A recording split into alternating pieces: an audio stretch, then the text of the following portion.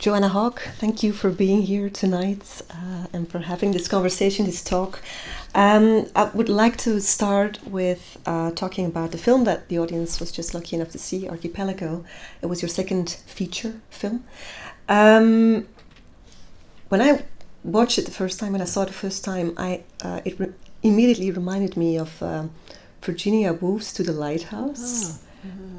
I was just wondering, I mean, maybe not particularly that title, that book. Is literature an inspiration? Is it something that you go to? Because it's about other things as well, and we will get to that. It is often more of an inspiration than cinema. When I'm writing something, especially when I don't know exactly where I'm going with the story, I don't want to watch other films because it can easily put me off, or it's too it's too specific. It's too, I might see something I like and think, I want to make something like that, and it's not interesting. But with literature, with books, it's very different, because I can get an idea just from a passage. One passage in a book might give me an idea for a whole film, and without it sounding very neat, because it's never neat the way that I create films. But generally, there's been a book associated with each film, and you probably, if I said the names of the books in relation to the films, you wouldn't, you may not recognize anything there of a connection. But with Archipelago, the book that I had been reading was The Idiot, and Dostoevsky, and that, and I hadn't read it before, and I'm not sure, I can't remember now if I read it because I had an idea that there would be a connection, but there was something about a young man wanting to do good in the world, and that then sort of fed into something much more personal to me. But yes, like I say, it can just be sort of one idea that filters through. Or maybe the atmosphere, or like you said, a little quote, a little passage in the book that will... Something that just sort of sets me on my way. Mm-hmm. You've said before in interviews that when you write scripts, you also do that in a sort of unconventional way, almost like a novella, almost like a longer story.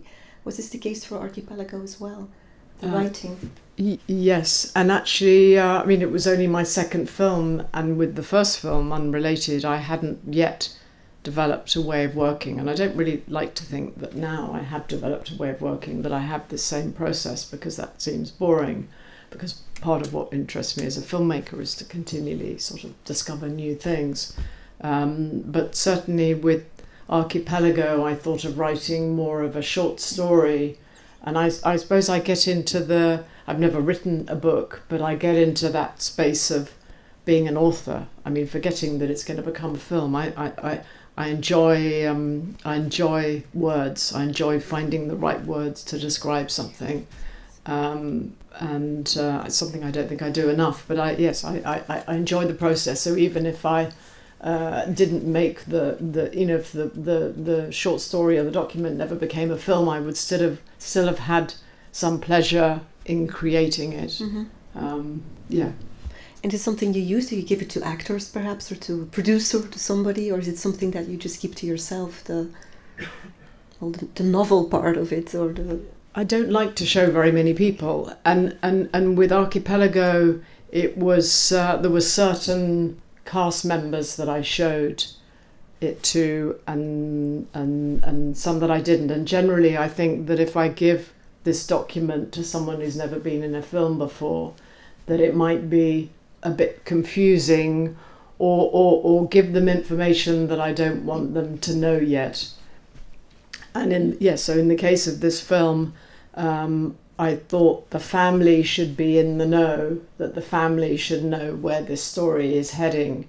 And they were in fact all actors. I didn't design it exactly like that, but Tom, Lydia and Kate were all actors.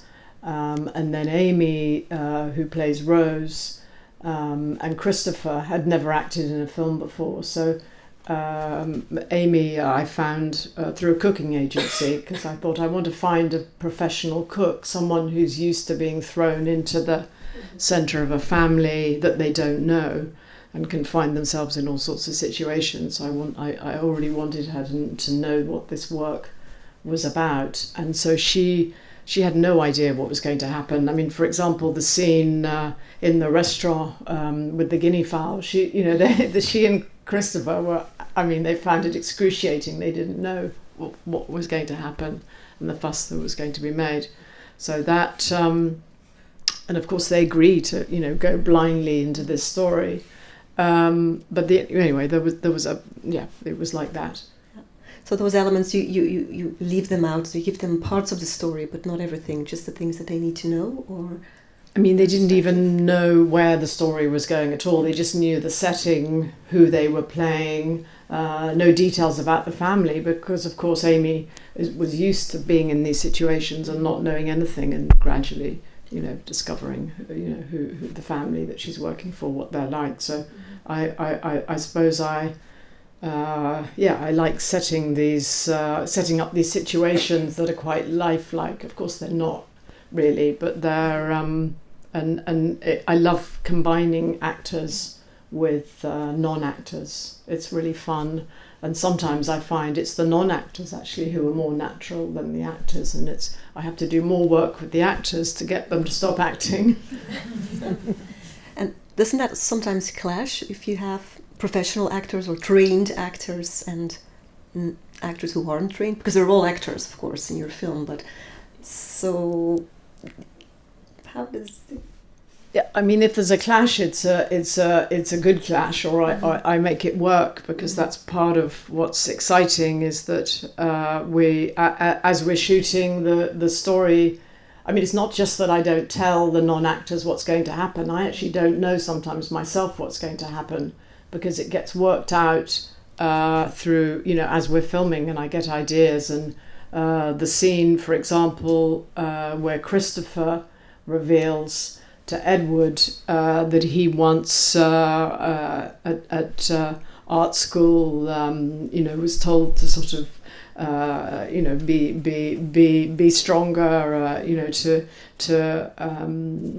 that he was told the same thing that Edward was told, but I didn't know that, and what happened is that I noticed as we were filming that there was a danger that Christopher was going to become a sort of guru figure, and that we would never really know him or anything about his life. So I set up that scene of him talking to Edward for him to reveal something of himself, and then he revealed this story that he had a similar experience to Edward, and I mean it came out as we were filming. I hadn't heard it before, so that's what's exciting, is that there's so much you don't know, or I don't know, until we're actually in that moment. And I suppose if I have a process at all, it's about giving the freedom for those things to happen, and to not think, oh help, that's going to completely change the story. I can't have that in the film. So the process is shooting in story order. So starting on the first day, the first scene, and then it doesn't, then there isn't a problem if the story veers in another direction, because you're sort of going in that direction anyway. And that, there are things like that. Well, a really important thing that I need when I'm filming, to give not just myself freedom, but everyone else working on the film. Yeah. So kind of a controlled spontaneity, so both. It's something. I mean, the whole thing is very much a balance of something very open and free, but also highly controlled. It's very hard to describe how that balance works. So there's an end point, but you're not sure how you're going to get there, maybe. Yes, but even the end point can change. But that somehow what I've written, the document that I've written, does set a tone. So it's very much setting a tone and a set of ideas that we're all adhering to. But within that, a lot changes. Mm-hmm. we've been talking about literature and about the improvisation, or sort of, it's not really improvisation, I guess, it's sort of the freedom that you describe, but the Christopher character is a painter, and I guess tableaus and painting, color schemes are all central to this film as well. How important was it to have a character like that, or to the opening shot as well of the film is quite interesting. The first scene you see a tableau. Yeah. I was taking painting lessons from him. I was in a group. There was a group of us, and I enjoy painting. I'm not, I'm totally amateur in what I do, but I'm always interested to learn more. And he was my teacher in this group, and I started to sort of observe from the outside while he was explaining ideas and what we should be doing. I think at the same time I must have started to think about Archipelago, and I've probably been reading The Idiot, and I've been thinking about Tom playing this character Edward, and then there's Christopher talking about his work, and it reminded me of my work, but I also really liked his presence, and I thought I love watching someone in life who has something compelling about them, and it's so exciting to then, if they agree, for them to become part of a film. And I think I'm quite good. I have quite a good instinct for who will work in front of the camera, and who maybe won't. I think most people can actually, in the right situation, be in front of the camera in that way. But anyway, I thought there was something really performative in what he was doing, and I guess teachers are performers, so that's how he got involved. Yeah. And talking about the other arts, there's something that is not really there. That's music. There is a sound design and there is a soundtrack, but there's no music. How did you decide on that, or how did you work with the sounds or the soundscape? Yeah, well, it was the second time I'd worked with the sound designer called Joanna, and we've now done all my films together. And he has an incredibly creative ear, and I really enjoy natural sounds. And the sounds on this island where we were filming were so pure and so interesting. I didn't want music to get in the way of those sounds, and their music anyway in themselves. So just this idea of natural sounds becoming music, and I'm really interested in rhythm, which obviously comes into the editing of the film as well. And yes, it was really about just wanting to hear those sounds, actually, because sometimes you just want to hear that bird song or that sound of the wind or whatever, or voices, and or just the silence, which is also the silence. Yeah, of course, it's never completely silent. There's always something there to hear. But I really like that. Although now, actually, I'm getting more and more interested in music and using music like sound. I don't know. It's all interesting. Yeah. In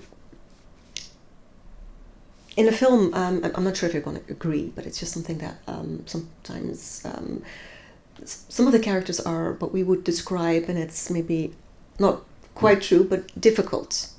Oh. Or thinking from this laughter that the audience sort of agrees, or they seem to be or having difficulties with behaving and how to be. That's also something. It's something brave to do, to make films about people that we could sort of get annoyed with, maybe, or not like, yes, or wonder about, or feel a bit frustrated that you don't really know, because there seem to be secrets to all the characters. There seems to be so much. I mean, they're a family, they can't talk. I mean, they have having difficulties talking, and we don't get.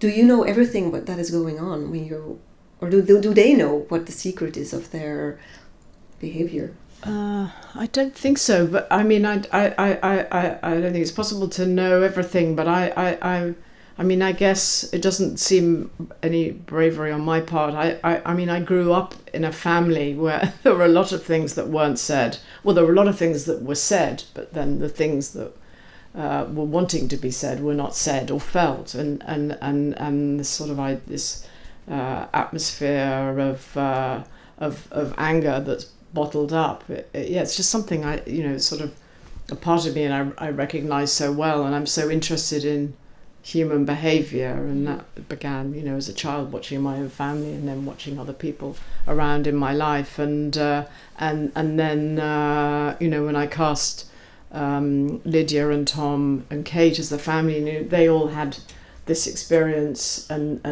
understood this language that's not really spoken, and then there's something very powerful about shooting in story order, and then what happens to everybody, and how everybody, even if they're not like that in real life, they start, I think the crew as well, not just the cast, you start to sort of feel the story in your body, and it gets acted out, and there was quite a lot of tension through the film that is translated on the screen, but very much comes about because of this sort of this story that's there, this atmosphere that we're creating, and so it's there is something very powerful about beginning at the beginning and sort of moving through. We were talking about it earlier. I mean, if I had to shoot a film where I was shooting the end at the beginning or vice versa and all chopped up, I don't know how. I wouldn't be able to create this atmosphere, I don't think. Was it a deliberate decision? Because I think I read somewhere that the cast, they stayed at the house that we see in the film, so they slept in the rooms that we see them sleeping in as characters? Yes, I mean, it didn't stay like that because things got quite intense. So Tom was in that, playing Edward, was in that attic room, and he eventually had to leave the house. Unsurprisingly, he lasted quite a long time. But I'm not forcing anyone to do anything they don't want to do. But for an actor, anyway, it's something. It's helpful to have this situation where you're sort of you're feeling a bit trapped. Anyway, he everybody in their own way had a reaction to what was going on, and I think Amy, playing Rose, found it quite excruciating in the end, and she started off living in the house, and then she also moved out, but then because she wasn't part of the family, I think she's an observer, as was Christopher. They're seeing this family play out this sort of enact this story, and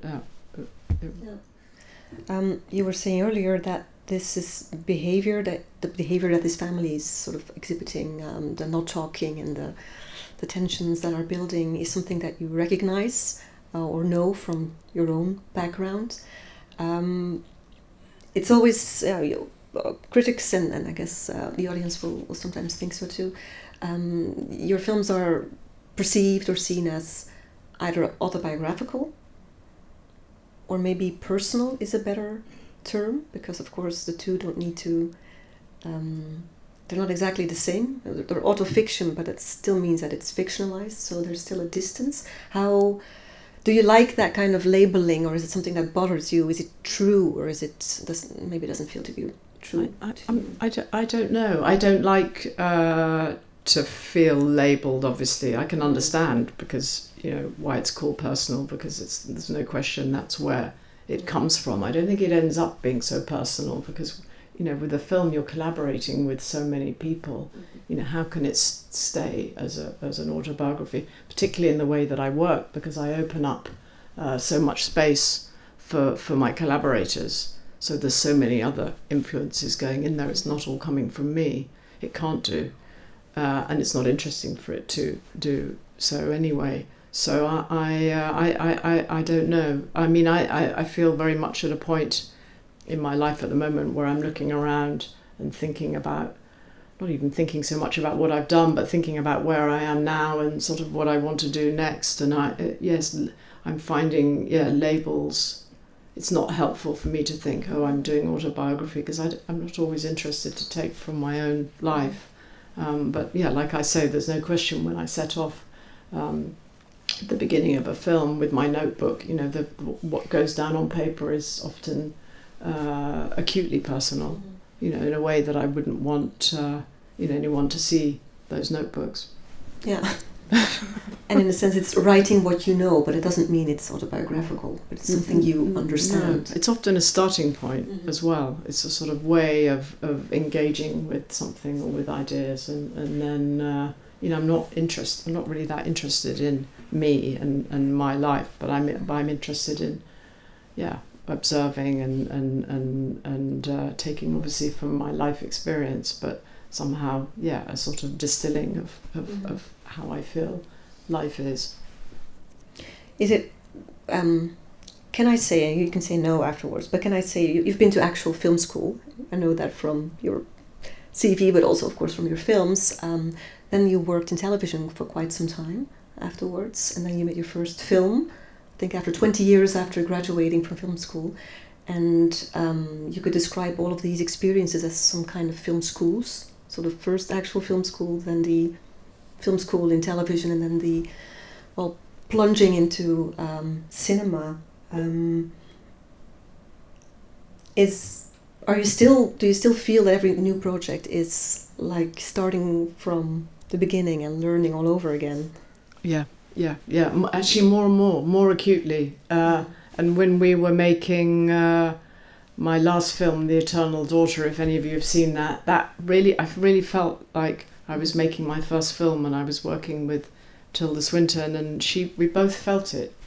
There was something, it felt like new territory in a way. I mean, not that the film is this is something really new, but it felt to us in the constructing of the film, doing something for the first time. And I think I'll feel the same way for the next film that I make, but I don't know what it's going to be yet. I was wondering if maybe you're some kind of a film school yourself. I was looking at or thinking about some of the films that came out and that were very influential the last couple of years.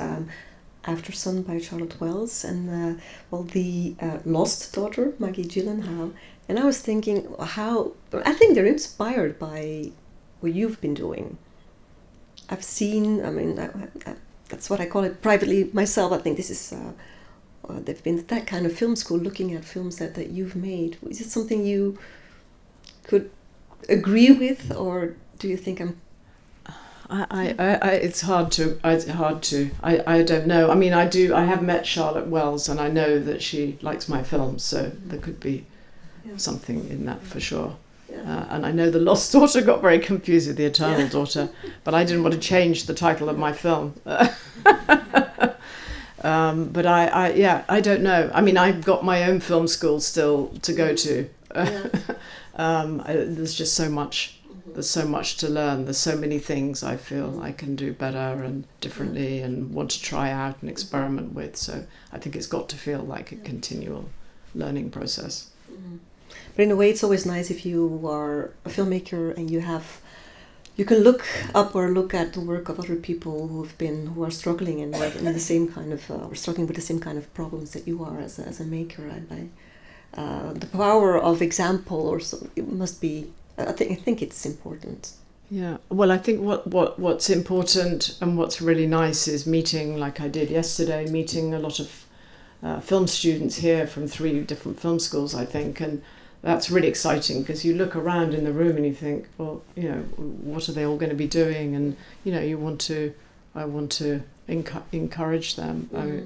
It's exciting. So it's exciting from the point of view of new work and new ways of looking at things, and I hope, in relation to what you said about maybe other filmmakers being inspired by me, I hope that I'm not fixed, though. That scares me a bit, is being sort of fixed in a sort of particular way of seeing or a particular way of making films. And I think that's why I'm sort of struggling a bit with what my next film is, because I feel like I'm slightly not reinventing myself, but I feel a bit sort of creaky. I'm having to sort of push myself to go into new areas because I really don't want to.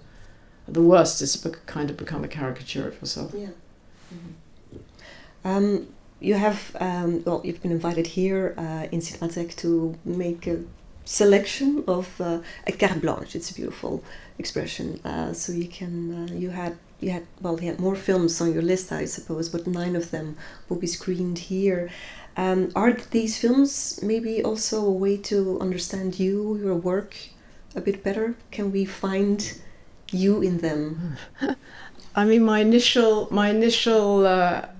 feeling about it was that I wanted to show films, or for you to, or for the Cinematek to show films that were me in motion. So not me kind of fixed, not even me kind of where I was, but sort of a little bit of a sort of arrow forward.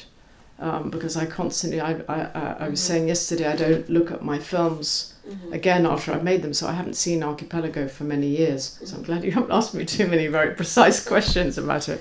But so I wanted the selection to be, sort of films that I'm still inspired by, and maybe some films that I don't even know that well, but I sort of there's something in them that is sort of taking me forward. So I suppose, but there's a mixture in there of films that inspired me when I was very young, and then films that have inspired me more recently. For example, Ticket of No Return was a film I saw when I was 19, before I became a filmmaker, and it inspired me to become a filmmaker. There was something about the story of an alcoholic, but in this sort of dreamlike liminal world, and the design of it really excited me, the vibrancy, but the boldness of it. And it was sort of, at the same time, I was really interested in Derek Jarman's films, and it seemed that Ulrike Oettinger, she was sort of the female filmmaker that I hadn't come across before, who was kind of really exciting and ambitious, not in a sort of commercial way, but in a way of ambition of ideas and experimentation.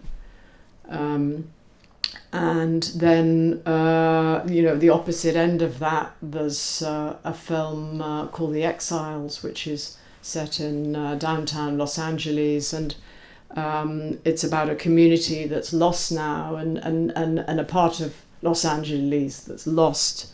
There were these amazing Victorian mansions that were there, and there were a lot of film noir is something I'm very inspired by at the moment. So the film itself isn't noir, but it shows an area where a lot of film noir was set during the 40s particularly, and now what I found fascinating about downtown now is that you can't see where this neighborhood was. It's completely washed away, and now skyscrapers, and The Exiles shows that part of Los Angeles as it was, and that's a kind of arrow forward for me in terms of a connection to something I might do next. And then there's Rossellini's Voyage to Italy, where Viaggio in Italia, which is a film that's just, it's almost my favourite film in all the world. And it was very inspirational to me when I made my first film, Unrelated, not just because it's set in Italy, but just because of seeing the lives of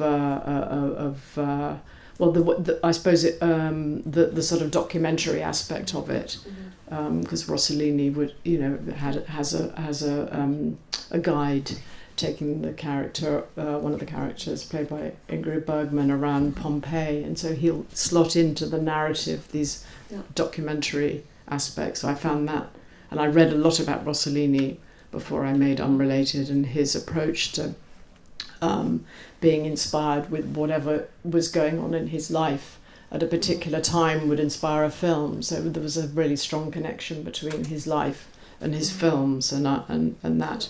But almost more than the films, actually, that idea really inspired me. And the level of intimacy, you see very intimate details of married life. I don't think that in 1954 that was something that you would see in cinemas, so that was really modern and revolutionary. It's true, but also you get a sense of life as an Italian, and the idea of siesta, and just all the traditions combined with that, just his observing the Italian characters and then these British characters who are sort of thrown into this world that they don't really know or really understand, and I really love that. Yeah. I was looking for connections in every film that's on your list, and for the awkward moments, the fact that people can talk, or they're talking to each other, but they're not really hearing what they're saying. Yes. So those elements. I think there's a lot in that film that I really not just like, but sort of feel a connection with. Mm-hmm. Like the Italian landscape in Unrelated, you said it was inspirational, especially when you were shooting that shot in Italy near Siena. Yes. So yes. Yeah, that plays an important part as well. Did it sort of sometimes the landscape or the locations, did it really influence scenes, or maybe how you shot a particular scene, or the entire film actually? Yeah. And with Unrelated, it was I didn't think of the story until I found the place, and then the place eventually suggested the story, and then it was the same with Archipelago, that I thought it sounds a bit abstract, but I thought I want to set something on this island that I used to go to as a child for Easter holidays, and but I didn't know what the story was going to be yet, and then so each time it's a place actually that starts the process, that the story emerges out of the place. Well, the story is already the place in a way, but I'm just so interested in the atmosphere of places. Yeah, like the atmosphere, we were talking about the Exiles, that the atmosphere of the neighborhood is also unique. It has both the white community who's sort of lamenting the loss of the splendor of what it used to be, and then the Native Americans who are spending a whole night of drinking and sort of they've also lost something, and it's just filled with people who have been exiled, who are on the verge of sort of leaving a place that they once called home. Yeah, and is also talking of documentary, also a documentary in many ways, because the voiceover of the film is of somebody who's really been there and experienced this life. I mean, they're telling the story of their life. And the actors are also people who actually live there, and they are sort of replaying a version of themselves or reenacting. I'm not sure if they're actors actually. I don't know. No, I don't think I think they're they become actors. Yeah. Mm-hmm. And one of the other films that you were saying that you liked, film noir. In your carte blanche, there's Crisscross, which was also shot near Bunker Hill. So there's this.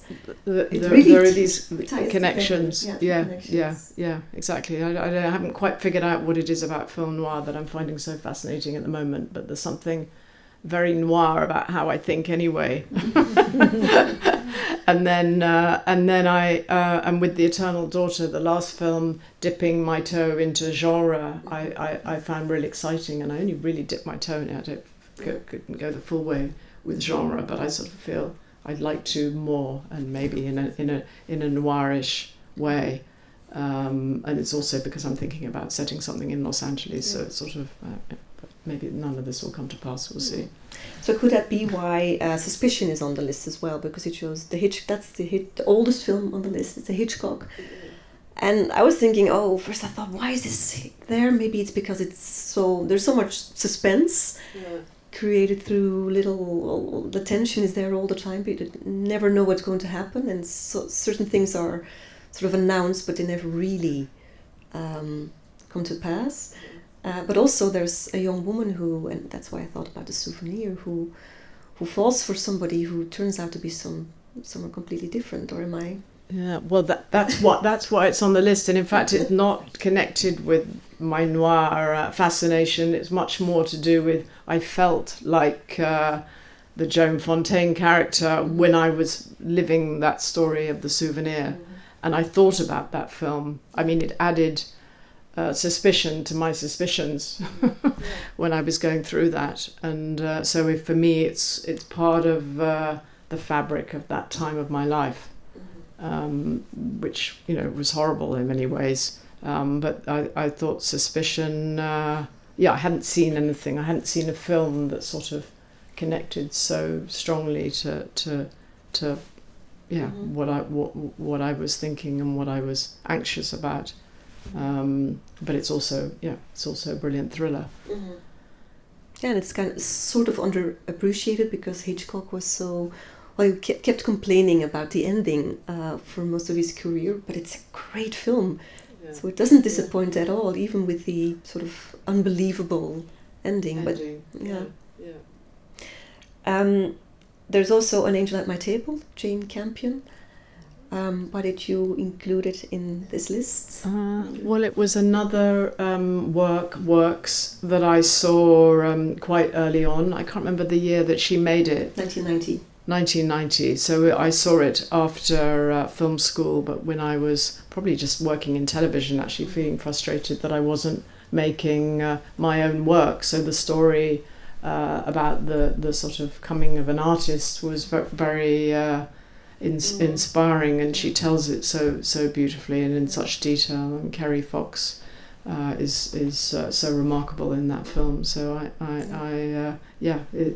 it's the journey of the developing of an artist. Yeah. Mm-hmm. Yeah, and it was. I think it was made as a 3-part television series, so it is in a sense a television film. But if you put the 3 parts together, it's an amazingly beautiful cinematic film as well. I think I first saw it in 3 parts actually, and then I latterly saw it. I haven't seen it for a long time actually, but then I latterly saw it as one. Mm-hmm. What I find interesting in that film is that it shows the mad artist who isn't mad after all. It's about Janet Frame, a New Zealand writer who is misdiagnosed with schizophrenia, and she's treated horribly for years in a hospital. So it's actually quite dark. There's parts of the film that are really hard to watch. Is it something that you find that aspect, and as well just the awakening of an artist, is that something that is important to you? Definitely, and I don't think I'm over with that as a subject. I'm continually interested in the process of being an artist, not just a filmmaker, but what it means to be creative, and the challenges of that. So not just the challenges of making the work myself, but actually including those challenges within a story. I find really interesting. Leading to all that jazz, in fact, which it's another one of my favourite films, being an autobiography of an artist in many ways, but in a musical form, and I just think it's one of the most brilliant films. I mean, if I don't know how many of you are going to see these films, but you've got so many treats ahead. Yes, I wish I could stay and watch them with you. I mean, I've seen all that jazz quite a number of times, but it's the rhythm of it. Bob Fosse, he made Cabaret, and he made Lenny. I mean, he made some really Sweet Charity is really incredible film as well. I was tempted to choose that too. I didn't think I could choose 2 of his films. But all that jazz is really really incredible. But it's a personal film. It is an autobiography, but an autobiography as a musical, an incredibly imaginative one, incredibly deep one, incredibly moving, and it's very well honest actually above all, I guess. Yeah, usually when we think about musicals, we don't think about subject as hard and serious as this one, because this is really, I think it was Steven Spielberg who advised Fosse. He said, well, I wouldn't end your movie the way you do. Oh, because, I didn't know that. Yeah, the character ends up in a body bag. It's something... Sorry for the spoiler. But you see it being zipped up, and he said, I would not do this because it will alienate your audiences. And he said, well, I'm going to do it anyway. Yeah. So, good for him. Yeah, good for him. That really doesn't give anything away. No, you sort of know what's going to happen. Was it a film that you knew already when you were making your graduation film? Because I wrote Caprice, and the souvenirs is important for this film. For all that jazz. All that jazz. Yeah. Well, it was. I mean, there was a year where some incredible films came out. I think All That Jazz, One from the Heart, the Francis Ford Coppola film musical, and I think New York all came out around a similar time. Yeah, didn't they? Or maybe slightly later. No, 77. 77. Oh, yeah. Anyway, all late 70s. And they were, I mean, they're all extraordinary. Each one of those three films are extraordinary. And I met them all. I feel like I met them when I was 19, I think. So just before film school. Yeah. And certainly when I made Caprice, I was thinking of all the musicals I love, which included One from the Heart as well. Went into that kind of cocktail of, ideas and influences, went into that film. But then when I made The Souvenirs, I decided that the only films that I would look at for inspiration would be the ones that I was inspired by when I was 19 or 20, before I was a student or as a student, so inevitably those films sort of were in our minds when we made those films. Yeah, I think there's also some it's dark humor, but you're just like in all that jazz. There is some humor in there. There's if you want, definitely. You can laugh even with the saddest thing in life. There is something you can laugh about. Because there's another sort of a film that's called The King of Comedy. It's also on your list, Martin Scorsese film, which is also funny in a very dry and dark way. Is that the kind of humor that you are sort of drawn to? I think so. I watched The King of Comedy again the other day, and it's incredibly. Somehow I remembered it being quite sprawling and very long, and actually it's incredibly compact as a film, but so. It's just so beautifully structured, and it's I found it particularly funny, maybe more funny than when I'd seen it originally. I don't know, but the character played by Sandra Bernhardt is she's unbelievably brilliant. I don't know what other parts she played. I don't know what she is now actually, whether she's still doing it, but she's a stand-up comedian, and she plays this character involved in kidnapping a comedian played by Jerry Lewis, I'm drawn more and more to comedy, I have to say, but I guess it's of the dark variety. Yeah, like your films are also, if you want, you can see there's lots of humor in even the most awkward scenes when you can either say ooh or start laughing. Yeah. I mean both. Yeah. I really like, I don't know if you laughed at all during the film, but I find more and more that I get most satisfaction if someone tells me after they've seen a film that they found something funny. It really, I feel, oh yeah, I really got something to work then. There's, I think that this is the one film we haven't talked about yet is Margaret. Yeah, which was filmed in 2005 but only released in 2011. So it's actually something of a film maudit, also a film that almost never was shown to the world. And did it get released here? Did you? No? It hasn't been shown here at all? Mm-hmm. Wow. So another treat, a super treat. That's really Margaret. A big treat. Yeah. It's made by Kenneth Lonergan, who's a theatre, a playwright based in New York, and it was his second film. Yeah.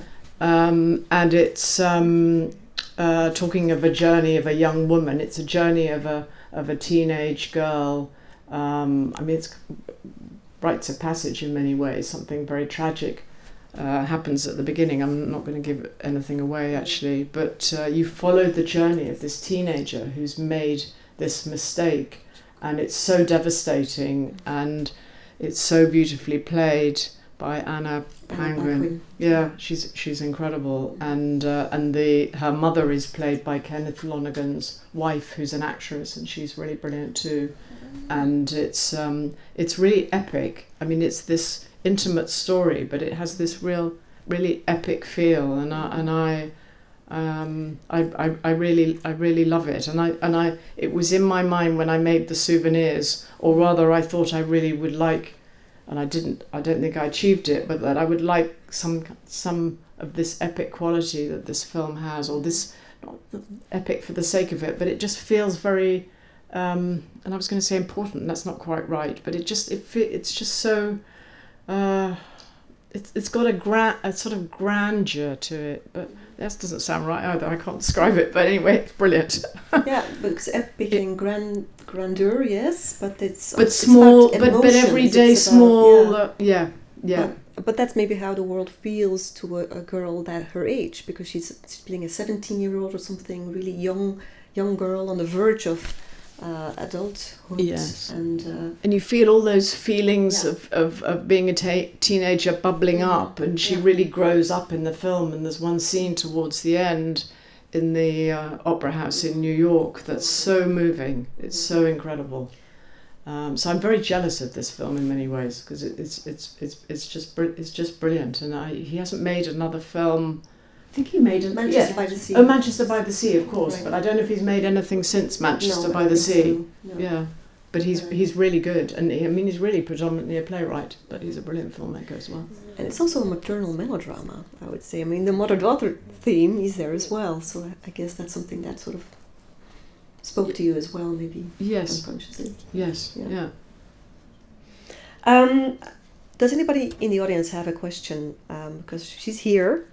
What was the title questions. of the last film you spoke about? Margaret's. Thanks. Kenneth Lonergan. And it's quite long, but don't be put off by that, because you get completely swept up in it. Right, yeah. And also I think that Anna Paquin, we were talking about her, I have a daughter who's 17 years old, and the way she responds to certain things her mother says is completely right.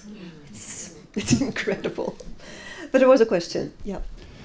The film we were watching, I was really interested in how much of the dialogue was improvised on set, and how much of a script did you have? And then I'm thinking about, the finance. How did you finance the film? With difficulty. It was a lot of the dialogue is improvised, and the document I write is, in the case of Archipelago, it's about 30 pages long, so it's like a short story or a novella or something. And then I always enjoy writing some dialogue, but it's not written like a play or like a screenplay is written. It's more like the dialogue you find in a novel. And very often those bits of dialogue end up in the film. They're usually moments that are very specific for me that need to be said. But then around that, a lot is improvised. And in terms of finance, it was a tiny budget. And I had a producer who managed to find a Japanese businessman who put money into it, which was incredible. Did he know what he was putting his money into? I don't know if he did. I don't think he regretted it, but it's not like he made tons of money though either. But it was very, very, very small budget, and I still believe in quite small budgets, because as a filmmaker you just have so much more freedom. Are there more questions? Yes. No, I was wondering, you talked about Rossellini and also your documentary inspiration, if you have any documentary inspiration on your films that influenced you. I feel a bit inadequate in terms of documentaries. I'm trying to think of anything that I've seen recently. I saw the documentary about Nan Goldin, which was really good, and then Rossellini made documentaries as well, so not only documentary elements in his films, but he made actual documentaries. I sometimes think about making a documentary if I found the right subject. Anything you think I should see? Well, the last one I really liked was Our Body by Claire Simon. I've read about it. I really like. Yeah, it sounds quite distressing. Quite difficult, but it's yeah. I really like her as a documentary and documentary filmmaker, and your films actually reminded me of her style as well. So I don't know. It was a really nice documentary. Thank you. No, it sounds really interesting. It's all set within a hospital, isn't it? Yeah. Thank you. That's another question. So I'm really curious about this period of time between film school and Unrelated, when you were working in television. And I guess, what do you think the change is, or what happened that I guess got you out of that place and into Unrelated? Like what, I guess just, well, what do you think happened? Like, what was the change? Yeah. There was a gradual frustration with the television that I was doing, and I'd swore to myself that I wasn't going to work in television for very long, but then each time a job came along, I needed to take it. So it was just a continual sort of vicious circle in a way. But I wasn't nourished by the work at all. I mean, I was learning. It was another kind of film school in a way, but it wasn't. I didn't feel it was improving my filmmaking. And I made the last television thing I made was something. It was almost like making a film, except that it was like a one-off of a well-known television series. And I sort of felt, like I say, in one way I was making a film, but it was that none of the ideas or the script or it was nothing to do with myself. And I just remember standing in this house where we were filming and thinking, I just want to be working with ideas that I've come up with, that things that I felt or I recognise, and so it was that frustration. But then there was still a bit of a gap of getting from that frustration to actually making Unrelated, and in fact the producer that I was working with, or rather I had a friend who was a producer, and she was American and worked with Jonas Mekas and Robert Kramer in New York, so she was sort of part of this incredible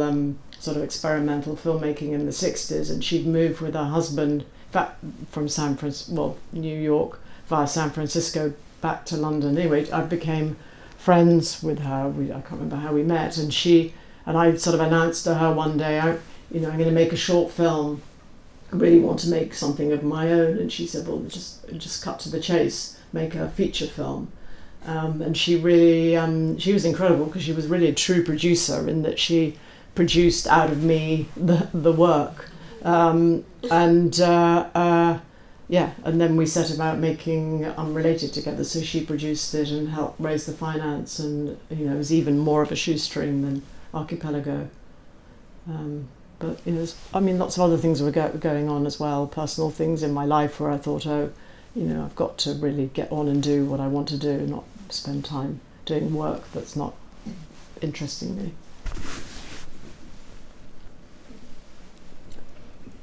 Up there? I have a question about casting. Could you talk a bit? Sorry. So you've casted Tom Hiddleston in several of your movies. Do you also get inspiration from certain actors, and do you maybe write the story for certain actors as well, or is there just a coincidence that he appears in several of your movies? Yeah, well, it's true that after he was in Unrelated, and he did Unrelated wasn't known at all before that, hadn't done anything, I think it was his first film. And then actually when he made Archipelago, maybe he was preparing Thor or something like that, which I found a bit distressing, because he was preparing for this film that was on such a completely different scale to what I was doing. I was worried that it would sort of unbalance things. But he hadn't actually started shooting the film.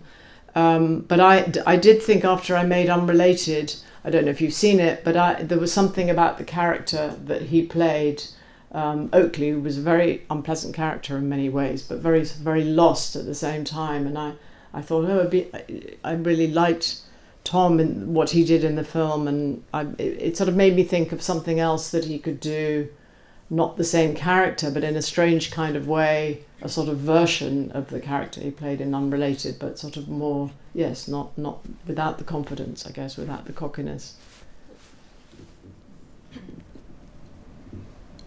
With a lot of charm. Yeah. I'm not sure if there are any more questions. Okay, yeah. Was it difficult for you to convince people by your way of working? Because it's not the way they teach you in film school. You have to do it this way, and then you think you have to do it that way, and then when you start making the film, then you feel, I don't feel this way of working, and then it's sometimes because you work in a very particularly and very personal way. How difficult was it to convince the other people, producers and crew members, to do it in your own way? Yeah, and sometimes cast members actually. Yeah, I mean, thinking of Unrelated, I had the actors playing. It just happened that they were actors playing the parents of the teenagers and the younger generation in the film, and they'd come from a traditional theatre background. It wasn't my choice necessarily to find actors who'd come from theatre, because I know that sometimes there is, it's so different, such a different way of working. But they seem really open to it when I met them beforehand, and ready to try things. But then actually, when we came to the filming, I almost had a sort of mutiny situation at one point where they just found it really chaotic, and they didn't say so, but scary, I think, because it's scary not to have the script exactly written, and they we had a meeting together to discuss how to move forward, and eventually they really got into it and they loved it, but there was definitely this sticking moment where they didn't know how to be with this film, but then I've continually had somebody on the crew, or a number of people on the crew, who say beforehand that they love my films and they love the way that I work, and then again it gets to the shooting, and there was a set dresser, I don't know, start naming names anyway, there was a set dresser on one of the souvenirs, and she, again, she found it chaotic because I'm shooting in story order and we don't know everything that's going to happen in the future on the film shoot. That, I understand, can drive some people mad. And I think Roberto Rossellini also brought George Sanders to tears when they were filming Viaggio in Italy. Yes, that was really really had a difficult. problem. Yeah. But he isolated him. He really made it hard on him as well. But it's he also wasn't used to working like that. And No. Okay, thank you. I have a final question about your selection of films, your carte blanche. But we were actually sure that you were going to include a Chantal Akerman film. Okay. Because we know you've been important to her work, because you invited her to London and you did the first retrospective, and I think she's been a great inspiration on your own work. So why maybe not include her this time? Well, and as I said to Jan, I thought it was bringing coals to Newcastle, if you know that expression. I just thought, well, you know her work already, and you're going to, you must be showing her work. So it didn't. I thought, well, yeah. I mean, now maybe that was a wrong decision. No, it wasn't. But but not. As you say, she's been. I was lucky enough to get to know her when we ran the retrospective. She came and introduced some of her films, and then got very involved when we were putting together an exhibition of her installation work. So I got to know her, not super well, but quite well, and have huge admiration for her films. But I was thinking beforehand, actually, if I had chosen one of her films, I think I would have chosen Toute une nuit. It's one of my favourites. And we have a beautiful restoration of that film. Have you seen it? The restoration? And maybe finally, because we're here at CINEMATEK, and of course we all believe in, that's our mission, is the preservation and the restoration, and of course the showing of all film history. How important is this in theatres? How important is this to you? Is this also something that drives you to? You've been part of a collective, À Nos Amours, so bringing cinema back to audiences. Yeah, and I've been I am involved just as a member of the board of the Film Foundation, and film preservation is really important, and I think it's shocking the number of films that have already disappeared that we'll never see. And just in my own personal way, at film school, I was saying earlier that some of the films that were made at film school, early works, including my own, were just thrown away. They weren't kept. there's no archive of maybe certain films, graduation films are kept at film school. But I think, yes, I find it distressing that work is thrown away. Even throwing away a photograph distresses me. It's such a record of our lives and past lives, and so important. I hope we've all sort of... I hope people will come and see the films that you've chosen, because they're all wonderful. Most of them are on 35 millimeters. 2 of them are on DCP, but they will be here screened in all their splendor, and they're quite they're really a treat, as you said before. So thank you for introducing them and for being here, and thank you all for listening. Thank you very much.